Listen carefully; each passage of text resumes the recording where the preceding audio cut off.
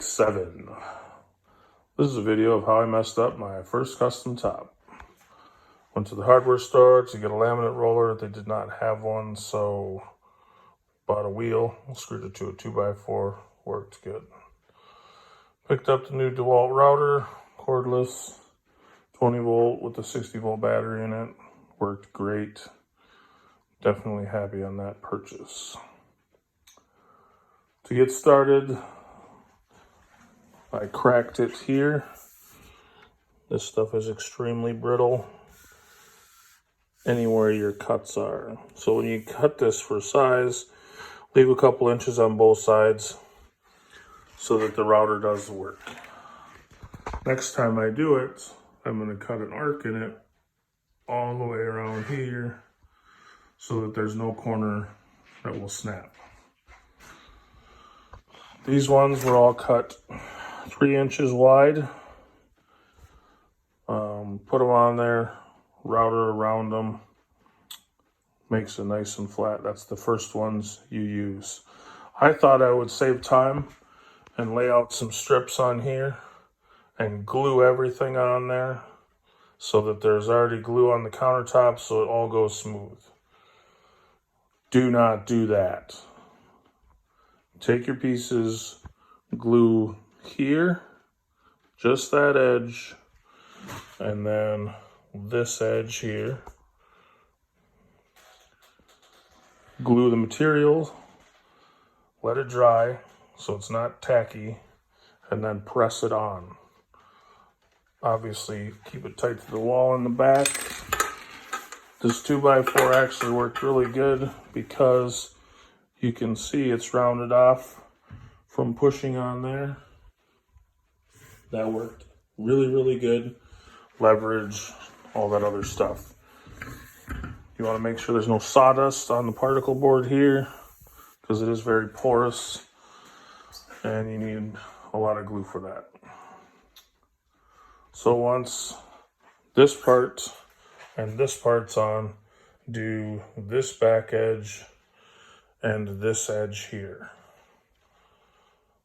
Don't get any glue on the tops. You're going to have dust everywhere. I did not have my green aviator snips for this. That will cut off very nicely with those. You'll notice my whoopsie there. I didn't set the router grip properly. And this is the second very noticeable mess up. So when you set these, you need just enough for it to cut the materials so that the bearing rides on the laminate on the sides. Sounds elementary. You get to doing stuff, don't pay attention. I had some issues where it was fuzzing up like this and getting stuck in between the bearing and the blade part. So I put it deeper and that was my prize. Paid the dummy tax for that. In the future, if you can get away with putting a piece of oak here all the way around the perimeter, that would be ideal. Super easy then. Don't need to worry about it, anything chipping or messing it up with the router bit. I did cut the sink out while I had the top in place. I will never do that again because I lose the ability to move it in and out in one piece without snapping it. That was the third major thing, I guess. I can't remember if it was fourth or whatever, but do not install these in place. It is a huge waste of time. I got the trailer out there, hook it up to the van, nice flat spots, router, everything, sawdust everywhere, blow it off. Glue dries faster in the sun. It's 45 degrees outside Minnesota right now. I don't know that it took an extreme amount of time for it to dry versus being warmer, but sun definitely helps. So the fifth thing, I use these to space the top to the substrate. So once the contact cement's on there, you touch it, you're married to it. And we don't like getting married to things until we're ready. So what I did, I had a bunch of these scraps here, all the way around in this fashion. So you remove one, and any of these corners can have junk on them that falls off and gets stuck underneath the top. Messes you up. Whatever. Another setback. So we had this one positioned here. This was all sticking. I was working this over with my 2x4, and I got about this far away, and that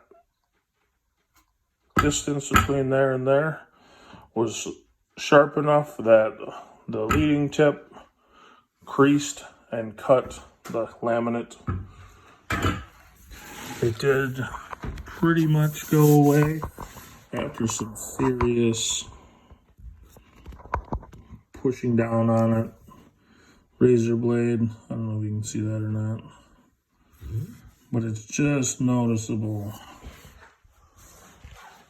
So like this part here, if any of these fall off, it messes up your whole installation.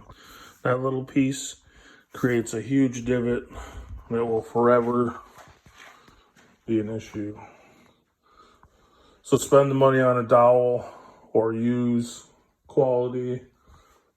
One, buy something material that you cut down that's not very wide, because the other thing was some of these short ones like this, you got to reach in there and get it all over your hands, and it didn't come loose very well.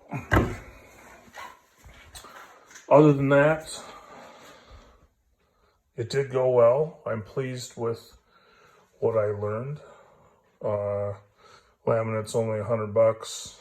The glue and the substrate is another $100, and then I eat half a day's labor. Still a pretty low price tag for learning. In conclusion, cut this in an arc. Do not cut the sink out. Use one piece the whole way. That was the goal also.